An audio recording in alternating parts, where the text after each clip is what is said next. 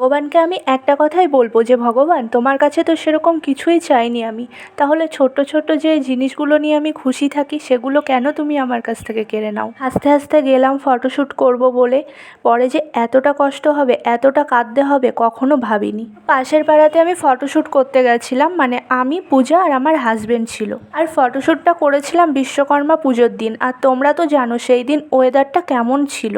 তবুও ভেবেছিলাম যে ফটো হয়তো খুব একটা ভালো হবে না যেহেতু ফোন থেকে তুলবো, কিন্তু না, ফটোগুলো ভালোই হয়েছিল। তোমরা তো জানো একটা শ্যুটের পিছনে কতটা পরিশ্রম করতে হয় তবেই সেই শ্যুটটা ভালো হয়।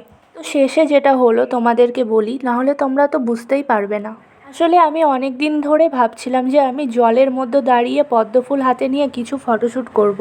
সেগুলো হয়েছিল আর খুব ভালো হয়েছিল ফটোগুলো, কিন্তু যেটা হলো বাড়িতে আসার পর, আসলে আমি যেসব ফটোগুলো তুলি সবই আমার মামার ফোন থেকে তুলি। তো মামার ফোনে ফটোগুলো তোলার পরে আমি মামার ফোন থেকে নিয়ে নিই ফটোগুলো, তারপর মামা ফোনে মানে যেসব ফটোগুলো থাকে ডিলিট করে দেয়। শেয়ারমি থেকে মামার ফোন থেকে যখন ফটোগুলো নিচ্ছিলাম কিছুক্ষণ পরে মানে নিজের ফোনটা চেক করার পর দেখি যে কিছু ফটো আমার নেওয়া হয়েছিল না। তারপর আমি ফটোগুলো আবার আনতে যাই মানে মামার কাছে আর কি। তো তারপর ফটোগুলো মামা বলল ডিলিট করে দিয়েছে, আর ডিলিট বক্স থেকেও ডিলিট করে দিয়েছে। হাজার চেষ্টা করার পরেও ফটোগুলো পেলাম না। অনেক ছবির মধ্যে 4টে ছবি পছন্দ হয়েছিল, সেগুলোই আর কি নিজের কাছে রেখেছি, বাট ওগুলো বেশি প্রিয় ছিল।